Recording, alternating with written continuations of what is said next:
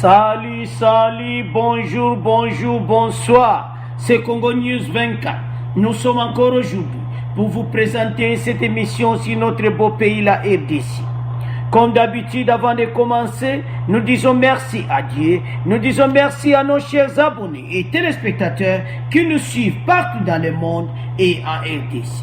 Au sommaire, un audit des ministres de Kabila. Bandeko audit inspection bandeko eko salama na ministre nyonso ya Kabila bandeko.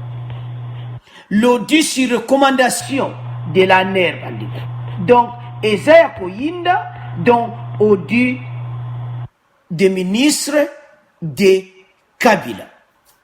Donc bandeko ANER awuti kopesa message na Inspection générale des finances d'auditer tous les décaissements de fonds du trésor public en faveur des ministres de Tchibala.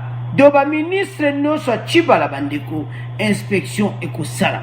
Donc, au développement de mission na biso, donc au dimoko bandeko ya kosaka anangoti.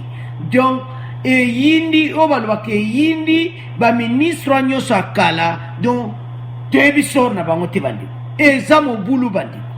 Alors, deuxième point, toujours les canaux gratuité de l'enseignement. Bandeko, bonne nouvelle pour les enseignants, nous sommes congolais. Bazo doit indemnité de transport, indemnité de logement et réagissement de leur salaire bandeko. Donc, maître nous na professeur, bakozwa indemnité à transport. C'est-à-dire, on fout sous transport na bango te bandeko l'État ko s'en charger nango. Alors tu évites ndene ko za peut-être mutuka peut-être.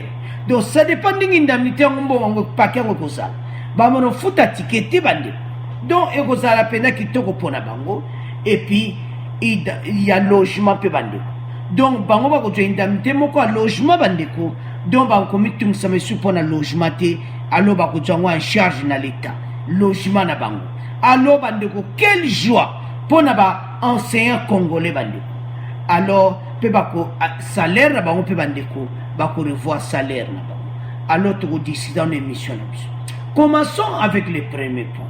Audit des ministres de Tchibala. Inspection générale na ba ministre nyonso ya Tchibala. Premier point. Alors commençons avec le premier point. Bandeko message kouy et Woutina ANER. L'Agence nationale de renseignement ANER qui a instruit l'inspection générale des finances d'auditer tous les décaissements de fonds du trésor public en faveur des ministères du gouvernement Tchibala. Bandeko, bazo sala audit financier bandeko.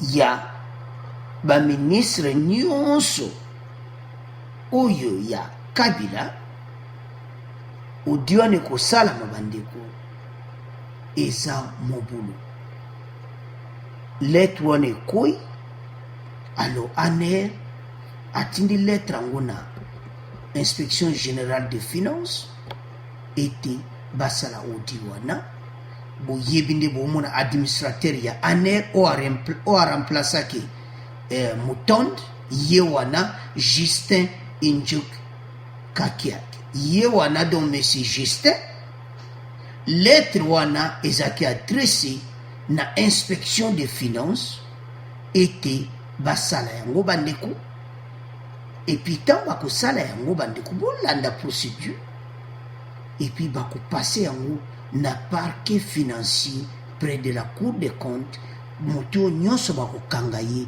na mbeba bandeko esa ya koyinda do pour le mois ba ministre wana bandeko ba bandiko loba kutu déjà bandeko tomoni message moko awa et wuti bandeko ba ministre ba bandja ko réagir balobi d'abord ANER akosa l'inspection te ba bandeko ANER akosa l'inspection te ANER ayebisi finance ete basala inspection eza ya koyinda baministre wana nyonso bamende shadari baministre wana tu bandeko eza ya koyinda nde bavandi wana na ye moko Tshibala eza ya koyinda eyindi pasi toyebi ete bazaki bato ya mbeba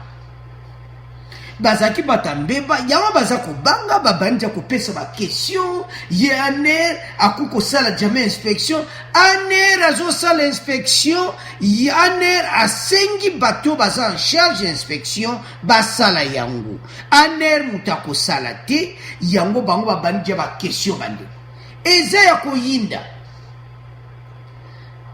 Alors présidence de la République bango et wuti mibeko wuti likolo alors aner comme lettre et qu'il une inspection générale des finances était ba sala audit na ba ministre nyonso ya Kabila ba pesi bango date à partir ya janvier au président Félix Akotaki ba ministre na nyonso bazo sala bango audit bande alors eza mobulu parce que bayebi bango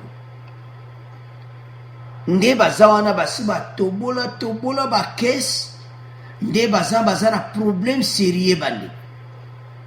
Le courrier de l'année à la date du 17 août dernier, son administrateur délégué Justin Indjon Kakiak indique que cette mission vise des raisons impérieuses de sécurité de l'État. Mokonza anero bozo mwana wana Justin alobi que eza pour des raisons impérieuses de sécurité de l'État. Parce que bango baza kosala bamusu benteri musu batikalaki wana alo bayebi mbeba odia bon basali. Parce que aner akoki jamais kosenga likambo boite likambo moko eza moko na bango kozala arrêté alo bandeko bolanda la société civile balobi eza nango mabeti mais bo publier yango eyindi balobi bino le bo sala inspection mais biso pe tout moi que bo publier yango que to kena ministère ya média et communication et pas Lambert Mende et bimi boy to kena ki na département ya na ministère de l'intérieur Shadari et bimi boy donc il faut pesa yango eza ya koyinda pe yindi bandeko to kena ki na ministre do nyonso ba ministre nyonso akabila bandeko nde momoni bavandi wana. Alors bango nyonso bakomi en colère boza na kanda ponani soko yibaki no te sala les nasi ba musuzuko ndebo rapidaki na sénat ndebo komba sénateur wana biso bakangi bino longa na sénat bande ko za ko yinda parce que nde bazawana bakokanga bango parce baza bato ya do corruption lataki bango. Alors balobi inspecteur ango mpe bapesi bakalita bainspecteur ango parce que bainspecteur mosusu bakozwa corruption. Société civile asengi batala bainspecteur banani bakotinda parce que bainspecteur mosusu ntango okende kuna basala bango cop na ministre Kabila wana apesi elikonda bosala makambo ango sala bafaux dossier donc il faut batala banani bakotinda bandeko eza ya koyinda. Alors balobi que pour corruption ezala te il faut baluka ba vrai inspecteur parce que bayibi bato wana ba ministre Kabila baza ba spécialiste. Alors bandeko eza ya koyinda.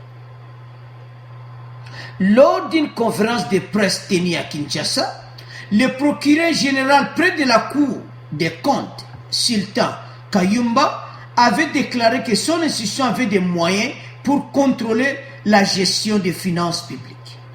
Bango pe bato ya Cour des comptes donc na parquet général à fin de la Cour des comptes balobi ete mokonzi na bango Sultan Kayumba alobi ete biso toza to contrôler yango et puis toza na mesure ko sala yango. Alors bandeko pour le moment eza ya koyinda na ba ministre ntango oke na département bandeko babanda na mine ministre ya mine wana bafaux contrat bakena na mine parce na mine kuna déjà epai pena bango bayibaki epuis bayana baministre nyonso wana bandeko.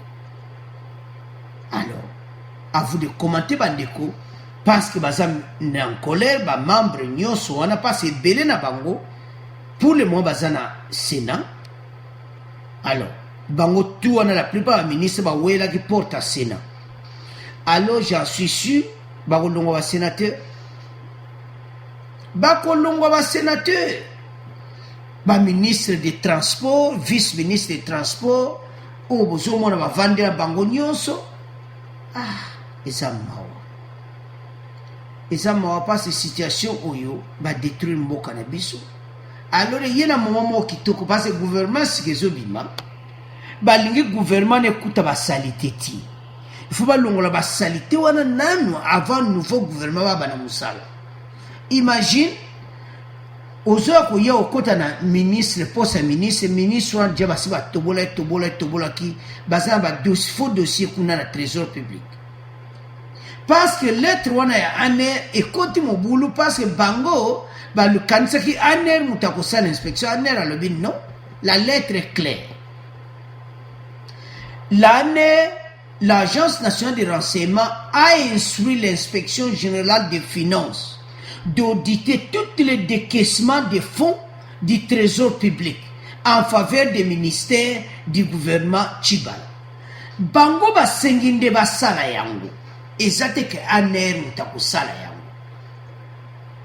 Alors yango ba ministre oyo bande ko vous de commenter eza ya koyinda parce que ne bakolandela bango bambongo nyonso bayibaki ebima o balobaka eyindi eza ya koyinda nasi yango société civile bale bango avance bayebisi aner tango pe bazosala yango me bapublie pe yango parce que peuple ayoki ke bazosala inspection ya baministre nyonso ya Kabila me bapublie pe yango société civile babeti sete bandeko. Alors bandeko vous de commenter eza ya koyinda bango nyonso baza d'accord te pona lettre aner wana basiliki contre sultan bozomona administrateur délégué aner bozomona wana mokonzi aner wana bozomona baza contre ye pona lettre wana ya komaki basala bango inspection. À vous de commenter bandeko tout l'équipe maintenant na deuxième point na biso sur les enseignants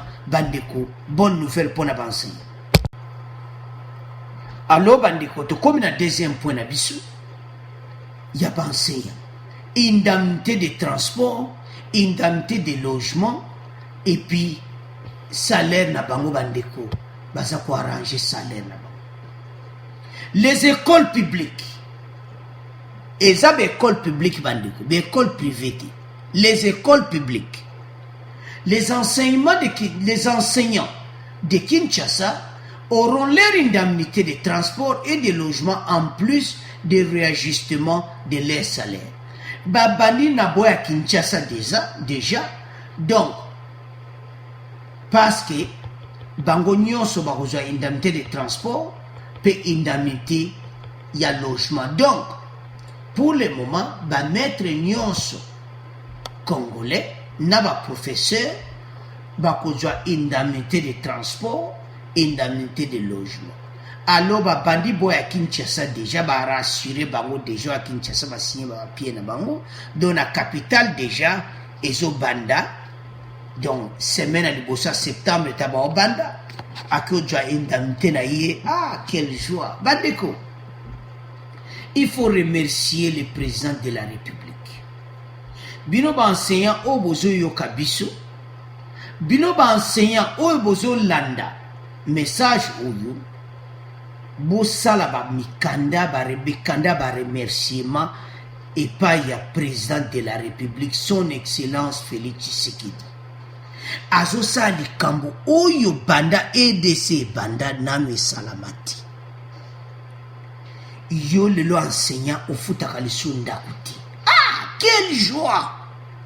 balongo la corruption parce que na ba enseignant ba kuma ko senga bana mbongo pour bana au monde examen et comment ils sont la crédibilité parce que enseignant za na mbongo ti mbongo futa ndako ezata enseignant zo senga mbongo et pas ya mwana classe pour kaka à faire passer mwana wana eza mawa bandeko. Alors il faut te senga ba remerciement n'était sur combien de fois pas président de la République Félix Tshisekedi parce que mon thème malamu aboyi kofungola motema pa bandeko no ba congolais kofungola motema na côté finance baza mingi te ba président nyonso balekio na bandeko eza pour au fanatisme te eza de vérité. Président Félix aza motema malamu alingi que ndenge azo vivre na présidence à l'aise alingi congolais nyonso na mwa ndambo azozwa à vivre à l'aise na oyo ekoki na ye alingi amona entre la classe politique na ba classe moyenne quand même classe moyenne oyo ba mettre ba vivre pe na ba indemnité parce que ba yoka ka indemnité ba yoka onke pa ba ministre Kabila salbe indemnité mo de sortir pa ba ministre na ye tango balongwaki na pouvoir Tshibala ba signé ba décret tilo bazola na likambo wana indemnité de sortie na bango mais ba mettre na ba yoke loko wana ti bandeko message tango zo komana et pas maître professeur de l'enseignement secondaire donc zo mona maître pena avec courage aujourd'hui je vais vous enseigner une bonne leçon aujourd'hui donc mon maître pena ça ko enseigner bande ko kozane sengo mo parce que ayi ka futa sous paleti palo futa ka li soute na Kinshasa ba enseignant na l'era Félix Tshisekedi on futa ka paleti na futa ka te pongo transport na futa ka te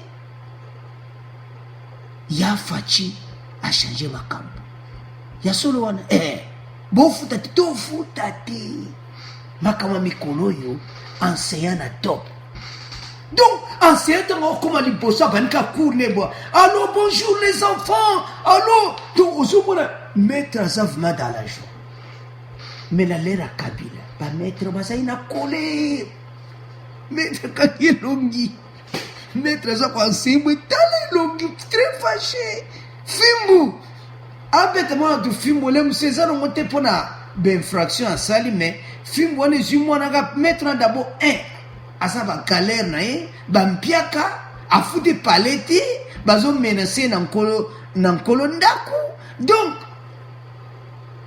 alors ba galère wana le esile nango alors et comme dans la joie bandeko de ba mettre parce que ba mettre vraiment les enseignants en RDC n'avaient plus de valeur. Je vous assure bandeko bo la démission ezamawa un enseignant en RDC a comme amutumo pamba mais dans d'autres pays bandeko les enseignants baza bato un salaire kitoko na ba pays d'Europe les enseignants ba considérer bon ramona ba policier un enseignant en Europe botuna un enseignant en Europe azamuta osakana na te respect un enseignant en Europe a un salaire kitoko makamune nyonso kitoko biso na Afrique tibi valeur ya enseignant muta ko pesa mwana kuri faza dans la joie alors bandeko à vous de commenter parce que message on a si ba mettre na Kinshasa baza ko sauter parce que nani bazo ya ngote et comme ka oyo kite nina yo kite na yo kite oyo ke ba lelo to futa le sous transport indemnité ngo to totano paquet wala se go zandeni le msubeto go zo mutuka oyo to go futa sous transport indemnité de transport Obayoka onke pa wa ministre indemnité de logement otoyoka onke pa wa ministre na EDC lelo mettre kuna indemnité de transport indemnité de logement ya fachi a changer makam tokumisa te bandeko toloba te siko makamba boye tokumisa afaci te maître liboso azwa transport ofele toloba te tokumisa te omedi okokumisa bongo te mais asali likambo ya bien ifo tokumisa ye ndeni peuple akoyeba ke bamaître lelo oyo bakomi na indemnité de transport, indemnité de logement na RDC. Alors bandeko, à vous de commenter tout comment que maintenant na résumé émission na biso. Alors bandeko, tout comme na résumé émission na biso, premier point to loba qui était Odi na wa ministre nyonso akabi.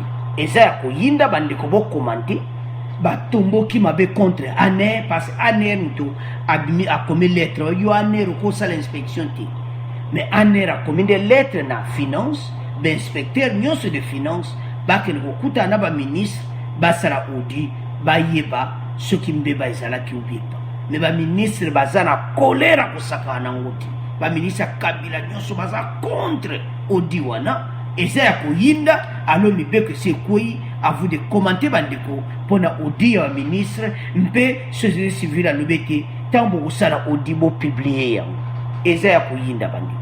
Alors deuxième point, indemnité de transport pe indemnité de logement pona ba enseignant nyonso bandeko na mboka na biso. Alors les sengo komona te enseignant indemnité de transport indemnité de logement bandeko donc enseignant a commune sengo. À vous de commenter bandeko pour un point où il passe les camerounais le salamate et puis bah ça va on a salaire. À vous de commenter bandeko. Abonnez massivement. Au revoir, à la prochaine.